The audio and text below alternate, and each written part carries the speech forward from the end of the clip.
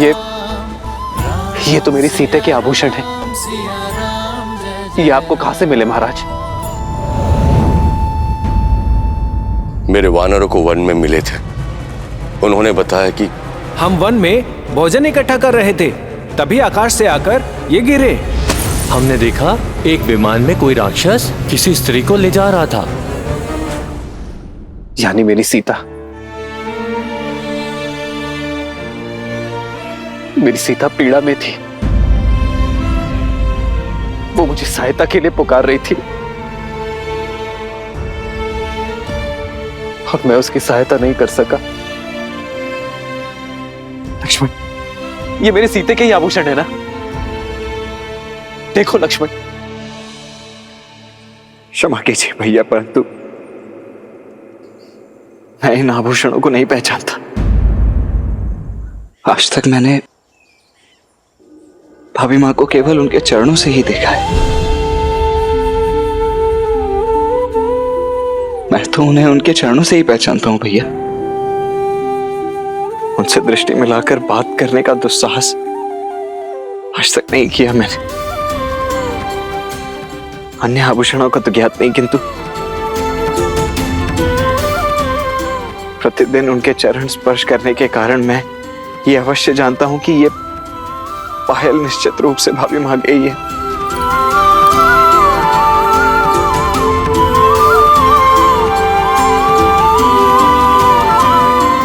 मैं आपकी पीड़ा समझ सकता हूं। अपनी पत्नी से विरह और हरण का दंश मैं भी झेल रहा हूं। विलाप मत कीजिए। कदाचित नियति ने हमारे पथ किसी उद्देश्य से ही मिलाए हैं।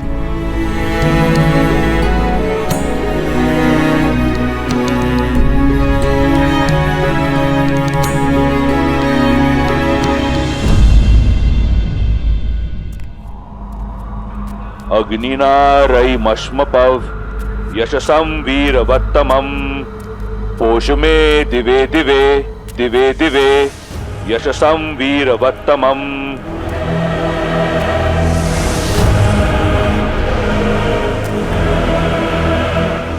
मेरे ज्ञान के गर्भगृह में स्वागत है तुम्हारा।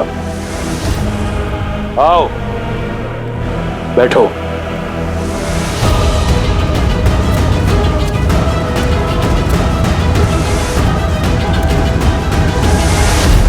ये ग्रंथ, ये ज्ञान कठोर परिश्रम से पाया है मैंने। वेद, पुराण, शास्त्रों में सबसे बड़ा ज्ञानी हूं मैं। इतना कि स्वयं ब्रह्मा भी वाद विवाद में मुझसे कतराएंगे, क्योंकि ज्ञान ही तो है जो साधारण को असाधारण बना देता है। अपनी घोर तपस्या से मैंने इस ज्ञान को अपना शस्त्र बनाया है।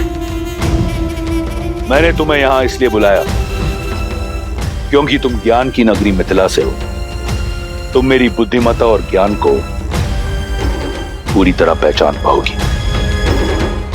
अब बताओ, क्या है तुम्हारे राम में इतना ज्ञान? मेरे इस ज्ञान के सागर के समक्ष क्या मात्र एक बूंद ज्ञान है तुम्हारे उस वनवासी के पास? क्या नहीं हूं मैं उस वनवासी से श्रेष्ठ?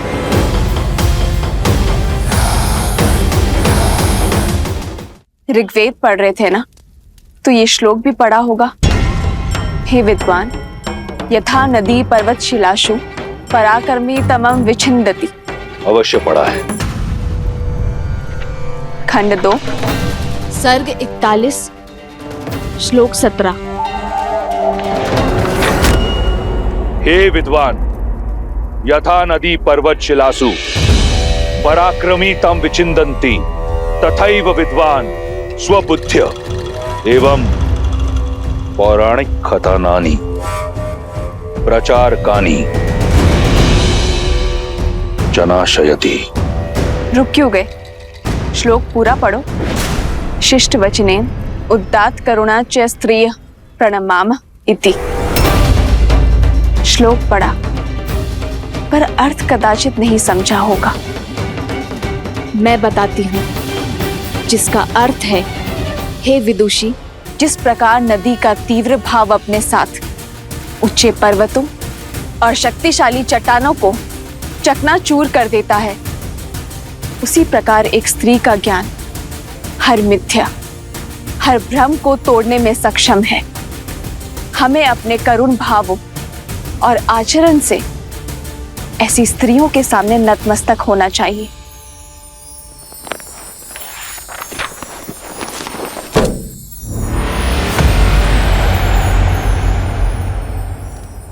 तुमने सब पढ़ा, प्रशंसा योग्य है, परंतु गुण कुछ नहीं, ये शोक है। ज्ञान केवल पुस्तक पढ़ने से नहीं, उन्हें जीवन में उतारने से सार्थक होता है। ज्ञान की लौ होते हुए भी अज्ञानता से, अहंकार से और अधर्म के तमस से घिरे हो तुम, और फिर अपनी तुलना मेरे श्री राम से करते हो। बुद्धि और चरित्र के बिना ज्ञान शून्य है। मेरे श्री राम के चरित्र में गरिमा है और बुद्धि में साक्षात ब्रह्म का वास है, जो अपने ज्ञान को धर्म और न्याय की तुला में तोलते हैं, और वहीं तुम अभिमान का हाथ थामे धर्म और न्याय का वध करते हो। तो ऐसा ज्ञान किस काम का? जिसे तुम अहंकार समझती हो, वो मेरा आत्मविश्वास है। इस राक्षस के पास जब कुछ नहीं था, तब भी केवल आत्मविश्वास था। इस संसार ने मुझे कुछ दिया नहीं, मैंने जो पाया प्रहार से।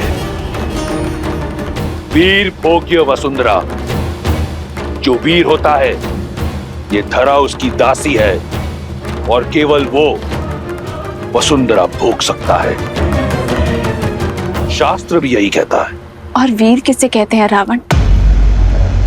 जो अपने साहस से, प्रयास से और परिश्रम से जीते, छल और माया से नहीं।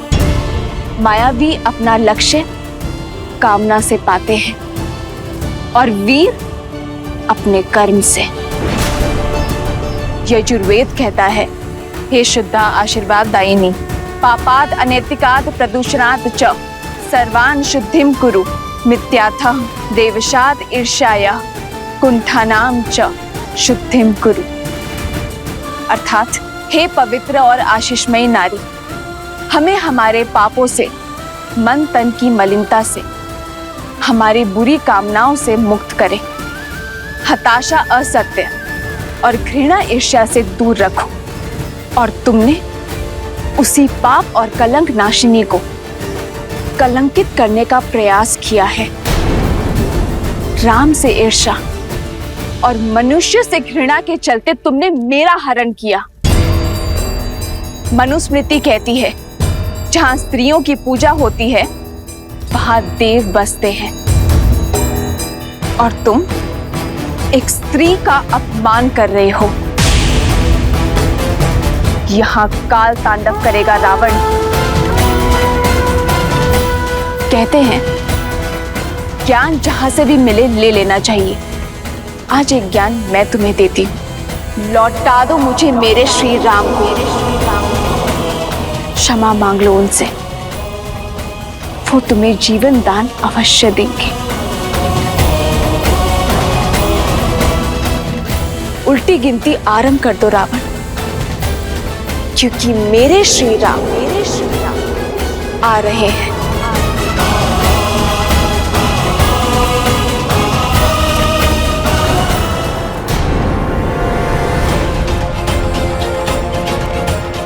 ये क्या हुआ?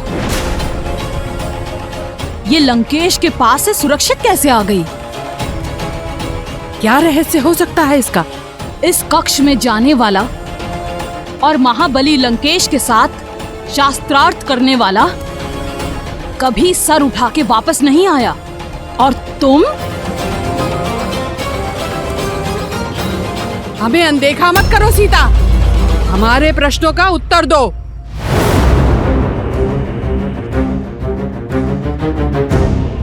तुम्हारा ये अभिमान, ये अहंकार, ये निर्भीकता चुभती है। त्रिजटा, जैसे इसको छूते ही हमारे हाथ जल गए थे, वैसे ही हम आज इसके साथ इसके अभिमान को स्वाहा कर देते हैं।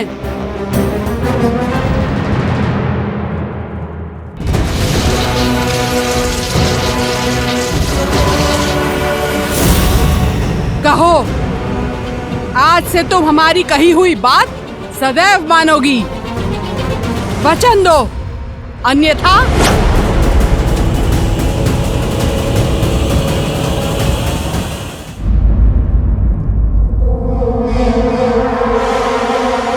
ये क्या हो रहा है यहाँ?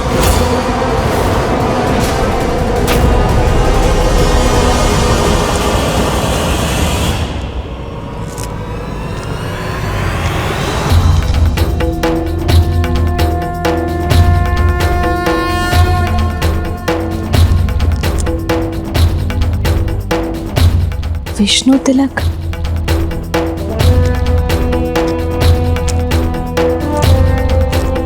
यह धर्म करने का दुस्साहस कैसे किया तुम दोनों ने? लंका के आतिथ्य को भुलाकर लंकेश के अतिथि के साथ ऐसा दुराचार। जाकर बताओ मैं लंकेश को, इनकी देखभाल की आज्ञा का निरादर कर अपनी सीमाओं को लांघ रही होते देने। फेंको, फेंको खड़क। भूल हुई हमसे, क्षमा कर दीजिए। लंकेश से कुछ मत कहिएगा। ऐसी भूल आगे से नहीं होगी। इसे मेरी अंतिम चेतावनी समझो। जाओ यहां से।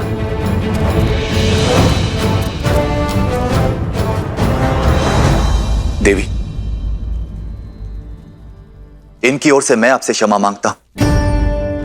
मैं लंकेश का अनुज विभीषण हूं। आपको जो कष्ट हुआ उसके लिए क्षमा प्रार्थी हूं। आइए, आपको आपके स्थान तक छोड़कर आता हूं। मेरा स्थान मेरे श्री राम के पास है, क्या आप वहां मुझे छोड़ सकते हैं?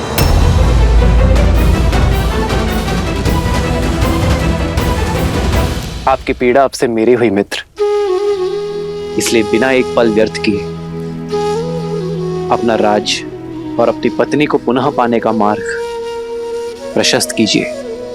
कैसा मार्ग?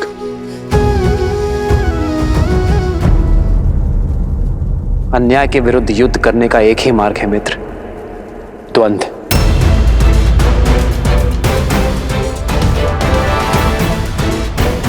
आप बाली को द्वंद्व युद्ध के लिए चुनौती देंगे। क्या? बाली से युद्ध? आपको भ्रम है श्री राम, महाबलशाली है वो। मैं बाली को मारना तो दूर, उसके सामने कुछ पल तक टिक नहीं सकता। यदि मैं उसको युद्ध में परास्त कर सकता तो यहां भगोड़ों की भांति मैं छिपता क्यों? मुझे आशा नहीं थी कि आप मुझे आत्महत्या का मार्ग सुझाएंगे। श्री राम, आपने मुझे बाली के वध का वचन दिया है और यहां तो आप उसके हाथों मेरा ही वध करवाने लगे। मुझे मेरा वचन स्मरण है मित्र, किंतु आप अपनी आत्मशक्ति को भुला चुके हैं। कहां है वो सुग्रीव जो बाली की अनुपस्थिति में समस्त किष्किंधा को संभालता था? मित्र केवल उसकी सहायता करते हैं जो संघर्ष से भागते नहीं बल्कि उसमें भाग लेते हैं। ये युद्ध आपका है मित्र, और जो अपना युद्ध स्वयं नहीं लड़ते उसका हाथ तो नारायण भी नहीं थामते। इसलिए पहला पग बढ़ाएं, बाली को युद्ध के लिए चुनौती दें और रघुकुल के वंशज के वचन का पालन उन्हीं पर छोड़ दें।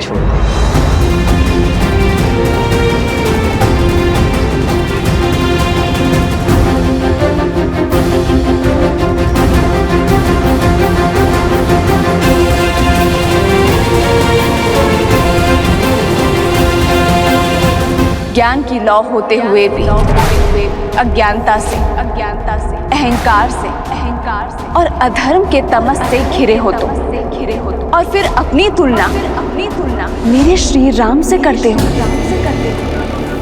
यहाँ काल तांडव करेगा रावण। लौटा दो मुझे मेरे श्री राम को, क्षमा मांग लो उनसे, वो तुम्हें जीवन दान अवश्य देंगे।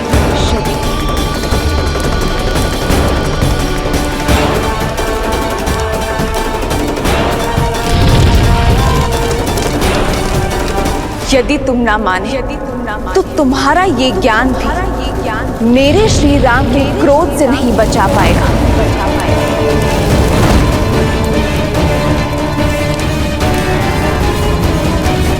उल्टी गिनती आरंभ कर दो रावण, क्योंकि मेरे श्री राम आ रहे हैं।